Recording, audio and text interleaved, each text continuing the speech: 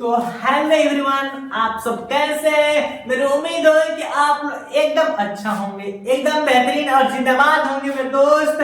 तो आज हम लोग एक नए सेशन में आए हैं। क्यों?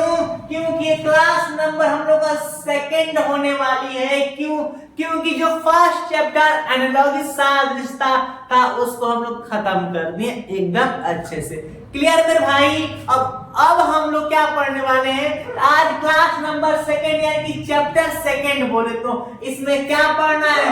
वर्गीकरण यानी कि क्लासिफिकेशन। तो मेरे दोस्त, मुझे उम्मीद है कि जिस तरह आप लोगों को सादृश्यता समझ में आया था ना, बिल्कुल वही तरह उसी तरह वही नियन मेरे भाई एकदम एकदम समझ में नहीं आएगा तो फिर कहना कि सर जी आप क्या कह रहे थे कि नहीं समझ में आएगा।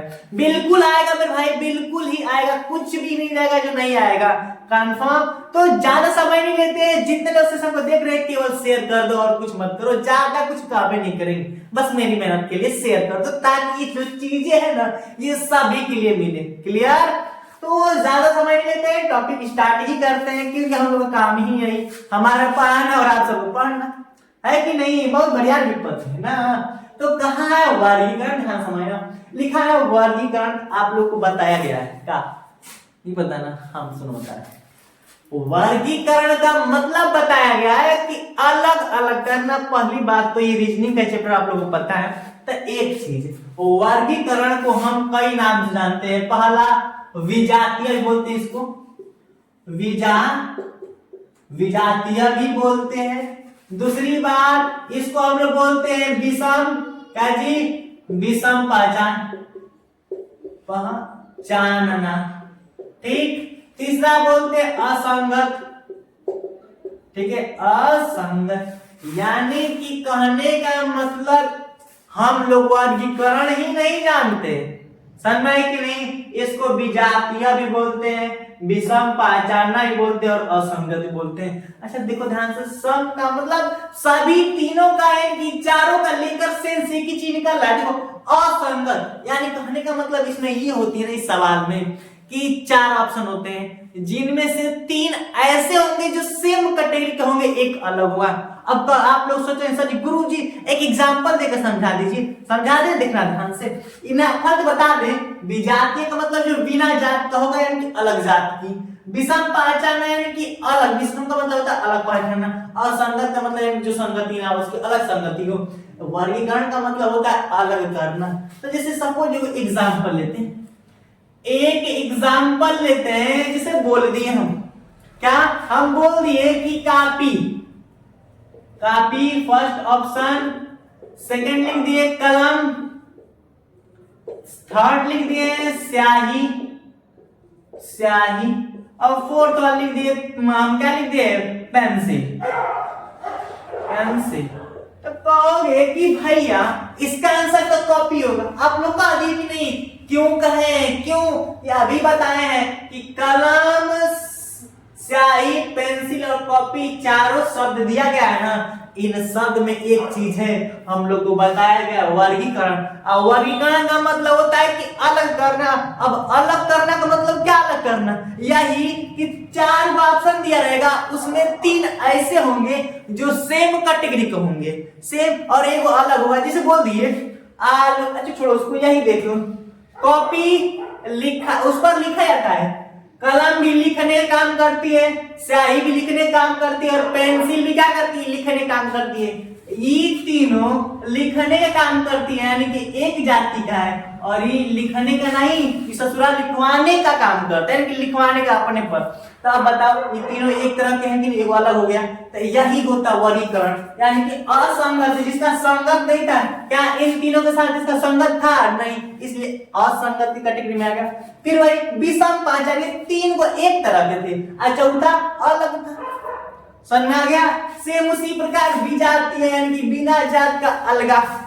अभी एक और बोल दी, अभी एक और, कौन सी करने का सेंस ये कि जैसे लिख दिए, क्या लिख दिए? आलू, आलू गोभी दौरी में, ठीक है आगे नहीं बोलेंगे, आलू गोभी हो गया। फिर लिख दिए मटर, अब यहीं पर लिख दिए मेरे भाई, क्या लिख दिए? सेव लिख दिए। आप बताएंगे सर जी तो बहुत आसान लिख दिया, हम लोग देखी के बता देंगे, लेकिन ये पहचानो पहले हम सिखाना चाहते हैं कि वर्गीकरण में होता क्या है, वरना एग्जाम्पल और क्वेश्चन जितना टफ टफ और बढ़िया बढ़िया लेकर आएंगे ना मेरे भाई कि एग्जाम अगर करने के बाद, इतना देखने के बाद अगर एग्जाम में कोई डाउट रह जाता फिर कहना मेरे भाई ऐसा हो ही नहीं सकता। यहाँ तक कि एनटीपीसी में पढ़ाए हुए क्वेश्चन सेम तो नहीं बोल सकते, उस लेवल कैटेगरी से आए हुए प्रश्न है एनटीपीसी का 25 एग्जाम हुआ था।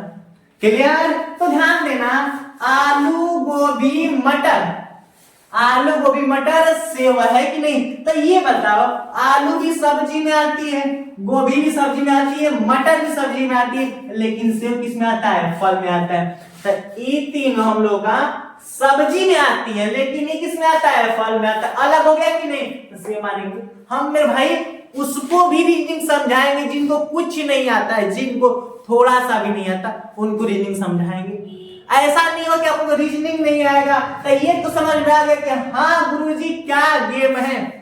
एक और एग्जांपल, एक और थोड़ा आप लोग भी बताइए, देखते हैं कमेंट में कौन इसका आंसर देता है। और डेली लाइव शाम 7 बजे होती है, डेली आप लोग सबसे पहले अपने शेयर करो अपने दोस्तों को साथ, ताकि साथ में वो भी जुड़े और मजा आए पढ़ने में, तब मजा आए। क्लियर? एग्जांपल दे दिए मेरे भाई, लिख दिए आलू, फिर से चलो लो लिख लो आलू फर्स्ट, दूसरा लिख दिया सलजम, तीसरा लिख दिया हम टमाटर और चौथा लिख दिया मूली। अब कहो कि वाह गुरुजी सब क्या कर दिए, आलू भी हम लोग का फल है, सब्जी में आता है, सलजम भी सब्जी में आता है, टमाटर भी सब्जी में आता है, मूली भी सब्जी में आता है, इसमें अलग कौन है? अरे मेरे भाई इसमें कंसेप्ट यूज हुआ, इसमें लॉजिक है, इसलिए इसको दिए हैं हम, इसीलिए तो दिए हैं ताकि लेवल बढ़ाती जाए। अब तो किसी भाई को तो डाउट नहीं होगा कि हाँ वर्गीकरण में गेम क्या करना है। आया बोल 6 मारो, वही बात। क्लियर? तो कमेंट करो कैसी क्लास लग रही है। तो मुझे तो उम्मीद होगी एकदम मजा आ रहा होगा, क्लास एकदम फनी होगी, मजा आएगा, थोड़ा सा बोरिंग नहीं होने देंगे, थोड़ा सा इंटरेस्ट आएगा। क्लियर? क्योंकि इस बार हम लोग को फोड़ना है क्या? सर नहीं, इस बार हम लोग ग्रुप डी को फोड़ना है। क्लियर? तो हम सर ही चक्कर में रखते हो, तो इसको ध्यान से आलू कंसेप्ट बता रहे हैं कि इन चारों में से कौन आंसर होगा। देखो आलू जो होता है ये भी सब्जी है, हम मानते हैं, सलजम भी सब्जी ये भी है, टमाटर भी सब्जी है, मूली भी सब्जी, ये तो कहो सब्जी ही सब्जी हो गई, मिलाकर वो वाली सब्जी बना दे, जो समझ रहे हो। देखो आलू जो होता है ना जमीन के अंदर होता है, ठीक, सलजम भी जमीन के अंदर, टमाटर जमीन के ऊपर, मूली जमीन के अंदर, यानी कि अलुआ, सलजम और मूली इका दिए कि सुनो नहीं, आलू गोभी मटर टमाटर।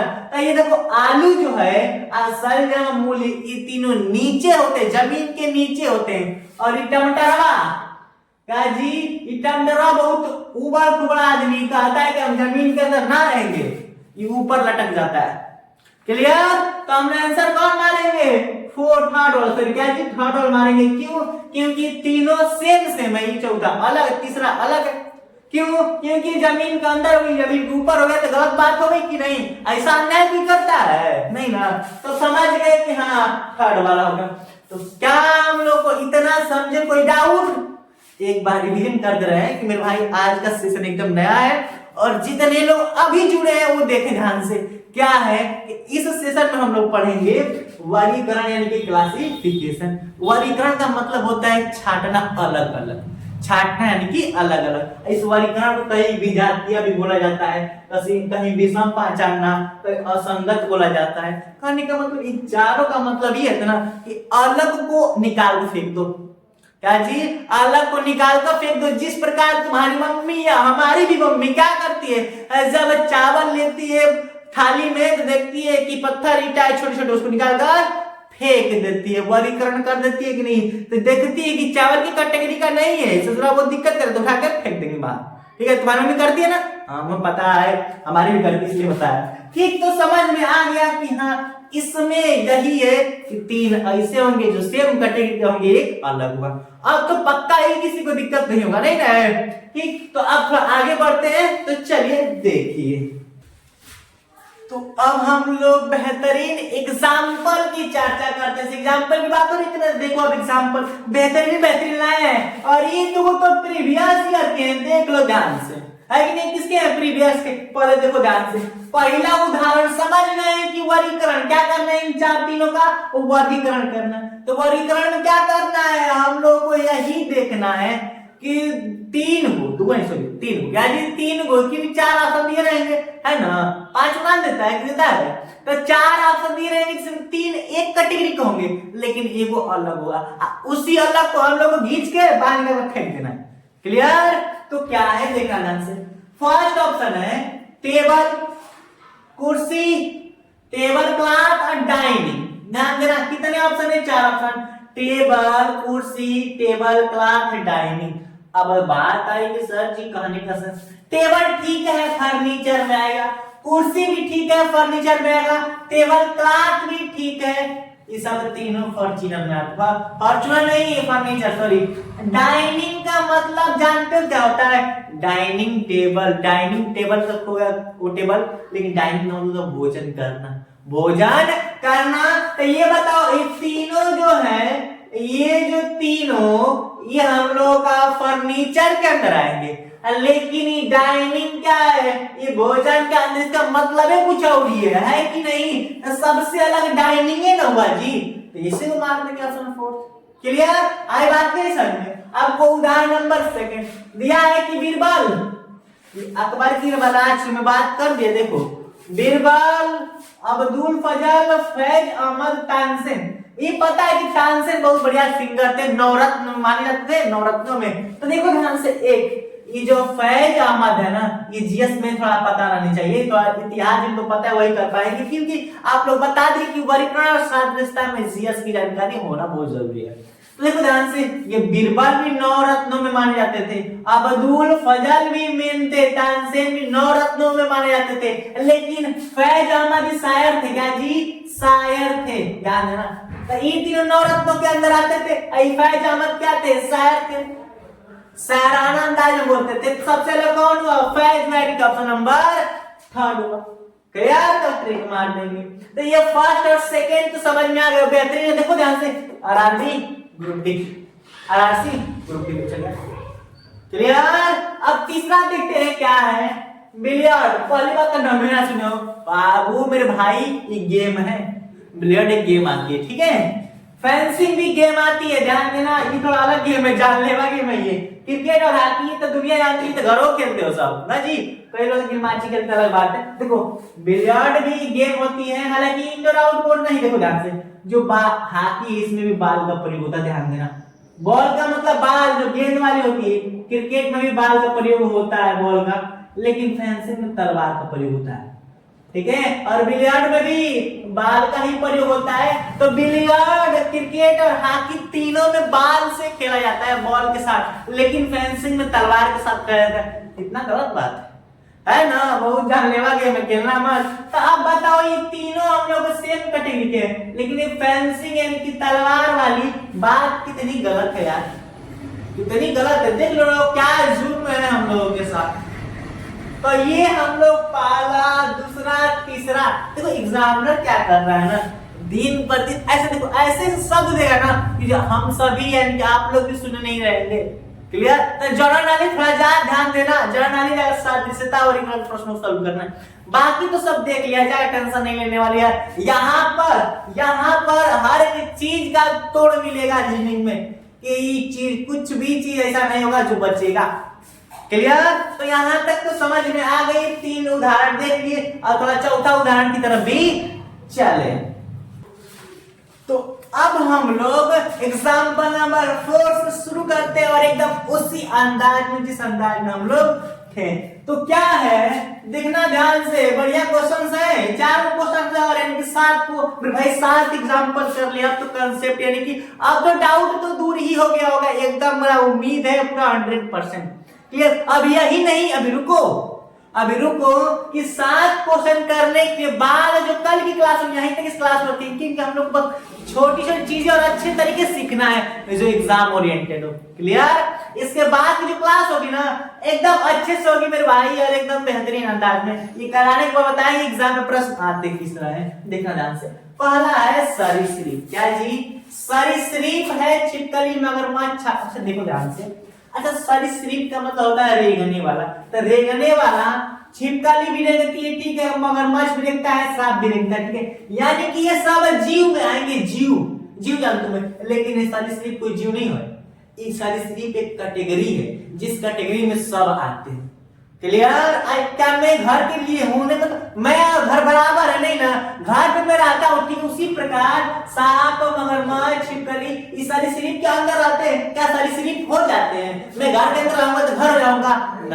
नहीं, ऐसा हो सकता है नहीं। तो कहने का सेंस ये है कि छिपकली, मगरमच्छ और सांप तीनों एक कैटेगरी यानी कि सरीसृप है, लेकिन सरीसृप एक कैटेगरी है, तो ये तीनों जीव जंतु के अंदर आएंगे और ये अलग है, तो सरीसृप मानेंगे। थोड़ा इंपॉर्टेंट क्वेश्चन ध्यान समझ लेना। फिर क्वेश्चन अगला है 5 वाला, बेहतरीन और एकदम जबरदस्त है, पढ़ते इसको भी। क्या कर रहा है कि धारा, क्या जी, धारा, नली, नली नहीं होना चाहिए, नाली होनी चाहिए, सॉरी, क्या जी, नाली, धारा, नाली, पुल, नहर। देखो ध्यान से, अब 1 मिनट, क्या जी, नाला लिख दे, क्या सही लिखो, दिक्कत है, धारा, नाली, पुल, नहर, कंसेप्ट समझना। देखो ध्यान से एक चीज, धारा भी बहती रहती है, एक स्थान से दूसरे स्थान तक जाती है, नाली का पानी मतलब नाली में वही जाता है, नाला, समझा है कि नहीं, एक स्थान दूसरे स्थान तक जाता रहता है। नहर भी एक स्थान दूसरे स्थान, नहर का पानी भी एक स्थान दूसरे स्थान तक जाती है, लेकिन पुलवा जहां है वहीं तो वहीं रहता है। बिहार नहीं है भाई, यूपी नहीं गिरेगा, बिहार का पुल ऊपर आता है, नीचे आ जाता है, स्थिर नहीं रहता है, बिहार वाला यूपी की बात कर रहे हैं। तो पुल जो है क्या होगा, आंसर होगा, ये तीनों स्थिर नहीं रहती एक जगह, लेकिन पुल एकदम मना दिया भैया, आर पर जाओ, हम नहीं निकलने वाले, तो ये बात करता है। आंसर थर्ड माने। ये तो समझ में आइए गया कि नहीं? अब क्वेश्चन 6 का भी देख लेते हैं जलवा। ये क्या है, फुटबॉल। तो सबसे मन में चला, तुम यही देख रहे हो कि कौन खिलाड़ी होते हैं, चाहे कौन गेंद से खेला जाता है, लेकिन कुछ कंसेप्ट है। कंसेप्ट यही कि फुटबॉल, हॉकी, शतरंज और बेसबॉल, देखो चारों में एक काम है। फुटबॉल भी बाहर खेला जाता है, हॉकी भी बाहर खेला जाता है, लेकिन शतरंज घर के अंदर खेला जाती है, इंडोर गेम है, और बेसबॉल क्या है, भी बाहर खेला जाती है, ये आउटडोर। तो हम लोग कह सकते हैं कि फुटबॉल, हॉकी और बेसबॉल तीनों एक कैटेगरी के हैं, लेकिन शतरंज सबसे अलग है। क्यों?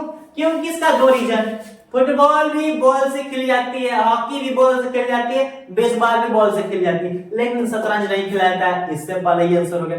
दूसरा, ये भी आउटडोर गेम है, ये भी आउटडोर गेम है, और ये भी आउटडोर गेम है, लेकिन शतरंज इंडोर गेम है। तो इस तरह के आंसर मारने हैं। क्लियर? आई बात समझ में? तो 6 तक के प्रश्न को तो हम लोग खत्म कर दी। अब एक और बच्चा, इसको भी देख लेते हैं।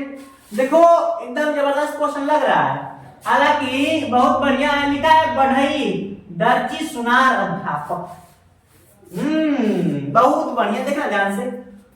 बढ़ई भी काम करता है, दर्जी, सुनार, अध्यापक ना जी। एक तो बात हमसे बोल रहे ना, ये भी प्राइवेट होता है, प्राइवेट ही सरकारी होता है, लेकिन जरूरी नहीं है, ठीक है, ये सरकारी होता है। ये अध्यापक कैसे होगा, देखो ध्यान से। देखो बढ़ई भी क्या करता है, लकड़ी को जोड़ने काटने का कार्य करता है, ठीक है। फिर भी दर्जी भी कपड़ा को जोड़ने काटने का काम करता है, कंसेप्ट लागू कर रहा है, मतलब सुनार भी जोड़ने तोड़ने काम करता ही है, लेकिन अध्यापक हम लोग को बच्चों के साथ ऐसा करता है, क्या मैं तुम लोग को जोड़ के तोड़ रहा हूँ, ऐसा नहीं कर रहा हूँ। तो देखो ध्यान से, इसलिए अध्यापक आंसर होगा, ठीक है। हमको तो लग रहा है कि तीनों प्राइवेट ही सरकारी है, सरकारी का महत्व है, देख ले रहे हो कि नहीं? तो ये बताओ, ये जो तीनों है ना, तोड़ने फोड़ने काम करते हैं, जोड़ने काम करता है, लेकिन अध्यापक बच्चों के साथ ऐसा कर ही नहीं सकता। कर सकता है? कभी नहीं। क्लियर? तो 7 कोई एग्जांपल देख ली और बता दे, इससे प्रश्न आते हैं मेरे भाई। हालांकि हम लोग को शब्दों पर भी प्रश्न आते हैं, शब्दों पर आधारित। क्लियर? सेकेंड आते हैं हम लोग अंकों पर आधारित, अंकों पर आधारित प्रश्न पढ़ेंगे। तीसरा आता है अक्षरों पर आधारित, अक्षरों पर आधारित। सबसे पहले आप तो ये पूछेंगे किसको किसको A to Z का क्रम याद हो गया, कमेंट करें। वेरी गुड वेरी गुड मेरे भाई, सभी लोग याद कर लो, सभी लोग ऐसा कोई ना हो कि जो इसको ना याद करेगा। क्लियर? तो मुझे उम्मीद है कि इतना तक समझ में आ गया होगा, और जो कल की क्लास होगी उसमें शब्दों को प्रश्न स्टार्ट कर देंगे, क्योंकि एग्जाम्पल समझ लिए बहुत। फिर जब वो कंप्लीट होगा तो अंकों और अक्षरों को कर लिया जाएगा। अगर भाई एग्जाम से पहले सिलेबस कंप्लीट कर देंगे रीजनिंग का, प्रैक्टिस सेट परीक्षा सब चल जाएगा, कुछ नहीं बचेगा। बस शुरू से अंत तक बस देखते रहना क्लास को और शेयर भी करते रहना दोस्तों को। इतनी आसान चीज और इतनी डीपली चीज आप लोगों को नहीं मिलेगी कहीं पर। क्लियर? तो मिलते हैं अगले एपिसोड में। Thanks for watching. जय हिंद, बाय बाय। जाने से पहले लाइक भी कर देना भूलना मत।